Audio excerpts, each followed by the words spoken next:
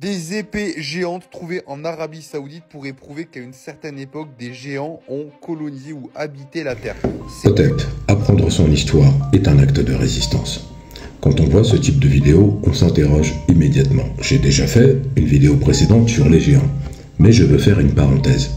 Si tu es musulman ou musulmane et que tu tombes sur ma vidéo, si tu es aussi musulman ou musulmane et que tu cherches à regarder mes vidéos pour essayer de voir si je suis un islamophobe, on va répondre. Je ne peux pas être islamophobe, étant par essence d'une famille musulmane. C'est le premier point.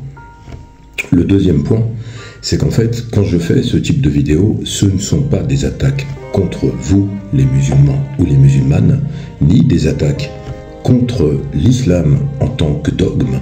C'est surtout en fait de l'histoire pour simplement élever le niveau de compréhension de ce qui a pu construire l'humanité. Vous tombez dans un piège de facilité en colportant des vidéos telles que celle-ci. Preuve en est, on vous dit qu'il y a des épées géantes qui ont été trouvées en Arabie Saoudite. Vous avez vu le petit écusson qui était en haut, ou c'est un écusson entre guillemets revendicatif de l'islam. Il faut être très vigilant avec une chose, ne confondez pas l'histoire avec la religiosité. Le fait de faire de l'histoire nous permet d'avoir, entre guillemets, une compréhension de ce qui a pu se passer.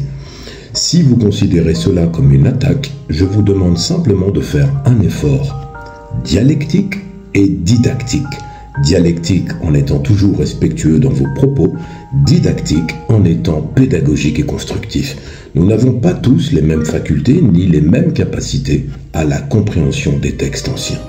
Aujourd'hui, avec Internet, vous est donné la facilité de chercher des informations. Il ne suffit pas maintenant d'être un historien reconnu ou d'avoir des diplômes, il faut simplement avoir une vocation à chercher. Si je prends cet exemple, pouvez-vous me démontrer qu'il y a des épées géantes qui ont été trouvées en Arabie Saoudite? Non, vous ne le pourrez pas, parce que cette vidéo est une fake news. Si une telle découverte avait été vraie, il est très clair que l'Arabie Saoudite, dans le cadre justement du développement de son tourisme qu'elle a amorcé, aurait largement relayé cette information. Ensuite, des scientifiques du monde entier se seraient interrogés dans un débat critique et surtout auraient demandé à étudier ces preuves archéologiques.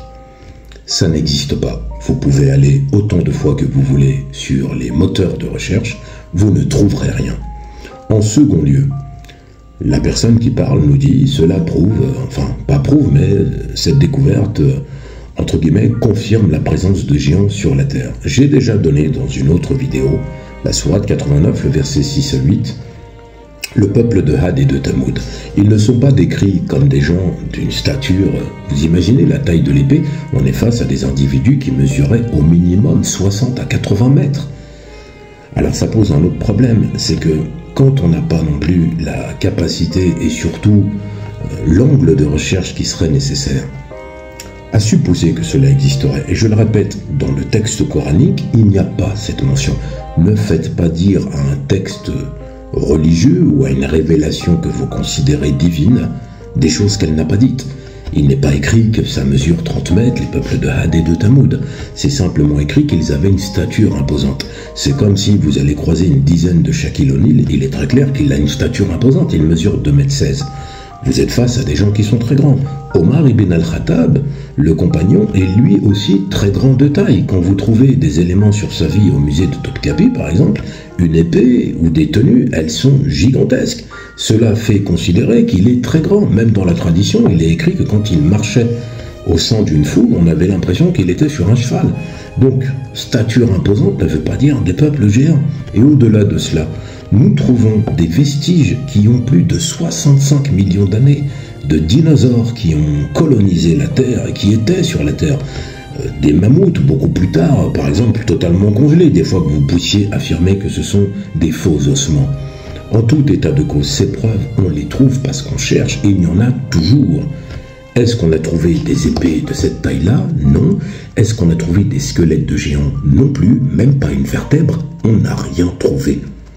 Est-ce que ça veut dire que ça n'existe pas? C'est un élément, entre guillemets, factuel qui nous permet de déterminer si ça existait. Par ailleurs, Si de tels géants avaient colonisé la Terre, nous aurions à minima des traces de vestiges de leurs habitations ou de leur mode de vie, des grandes écuelles, etc., etc. Maintenant, dire qu'il n'y a pas eu de géants sur cette planète, on ne peut jamais être affirmatif. Il peut y en avoir eu à une époque très lointaine, qui aura été de passage, hein, vous savez, les mythes comme les Anunnaki, etc. On s'interroge aussi sur ce qu'on appelle des scènes qui sont, entre guillemets, dessinées sur de la pierre, par exemple pour les Mésopotamiens, les Sumériens, où on voit des gens très grands de taille.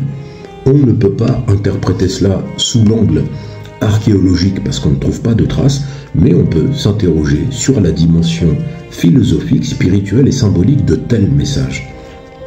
Comprenez bien ceci. Il ne s'agit pas de passer pour le plus intelligent de ce réseau. Il s'agit simplement d'apprendre des uns et des autres. La critique est facile, mais elle n'est pas constructive. Je ne suis pas insultant envers vous qui êtes musulman ou musulmane. Je suis simplement pédagogique et constructif. Je ne suis pas un idolâtre, ni un adorateur de statues ou je ne sais quoi. Je n'égorge pas des poulets dans mon jardin et je cherche à construire des hôtels. Il faut sortir de cette mythologie, entre guillemets, et surtout de cette abnégation qui viserait à nous mettre les uns contre les autres. La spiritualité de chacun se respecte, tout comme sa foi, et je vous le redis, ce n'est pas la foi qui fait l'individu, c'est l'individu qui fait sa foi. Les actions ne valent que par leur intention. Merci de vous abonner.